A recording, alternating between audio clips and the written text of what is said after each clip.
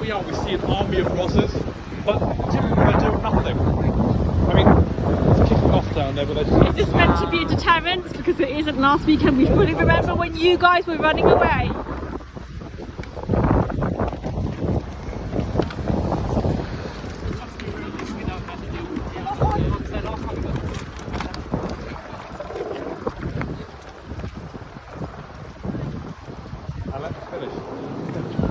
Bye bye, just like last weekend.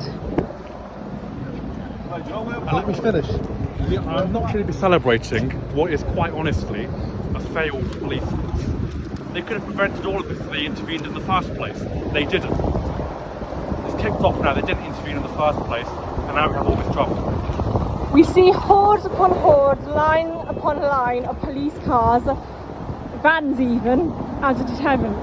Is it deterring anybody? No, because we saw what failure they were last weekend, where they actively were running away. Running away from black people. What we see in Portadown people is the worst in all people, right? Both sides. It's understandable because the police are doing nothing. If they had done something, we would have avoided this whole catastrophe. But they were too cowardly because of political correctness to do anything. We are now on our way to Parliament Square. We're about 5 minutes away, so we shall continue. We've been told by the police up down by the other end of Parliament Bridge that it's kicking off. So, you know, we shall show in a second. I will also show you though our ex-army men guarding the statues. They were in Trafalgar Square also, and they are ready for anyone that attempts to knock them down. However, first of all, we're going to have to congratulate them because they're great people, but why is our police not doing this? Exactly. Why is the police Precisely. We shall continue when we get to Parliament Square.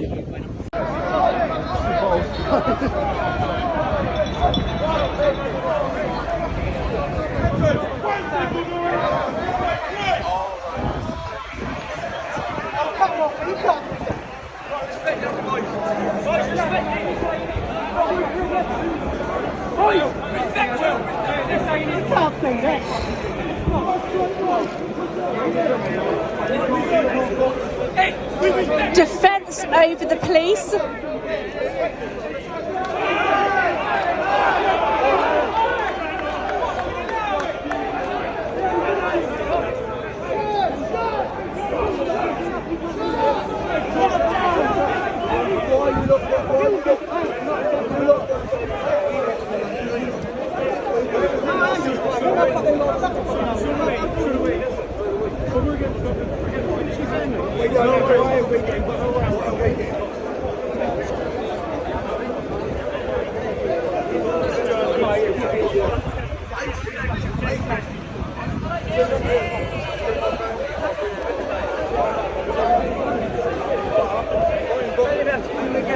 Cunt.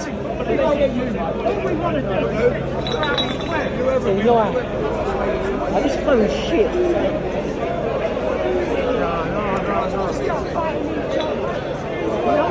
Yeah, you want to do it in the name of peace, don't you? Excuse me. Huh? What did you say? You want to do it in the name of peace? Yeah, so beautiful, you know what it is? Yeah, I love your smile. Yeah, My what, sorry? Your smile. My smile? Okay, okay. Okay. I'm glad you guys all did that. That was good. It was good that you did that. I mean, defending the police there. They don't want to start fighting each other. Yeah, that's the last thing we need. It's good. It's good. It's good.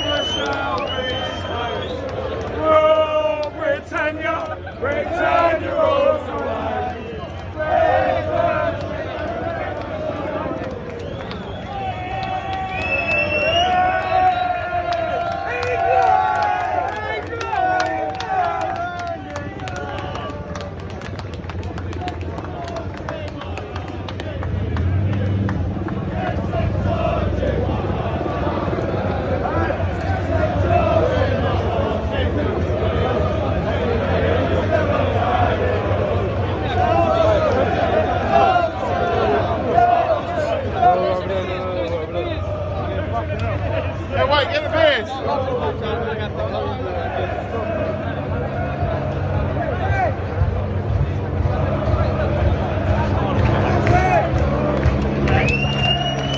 A parade for white people and ex-veterans of the country.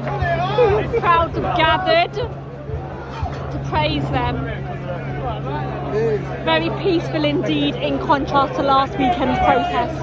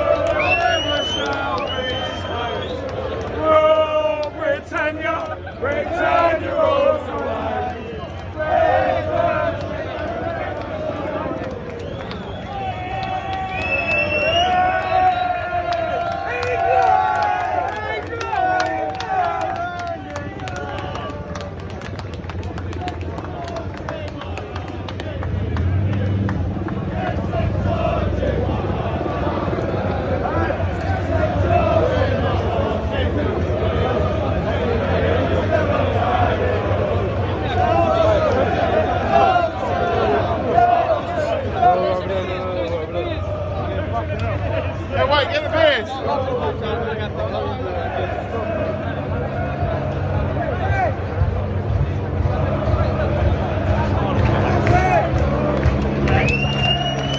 A parade for white people and ex-veterans of the country.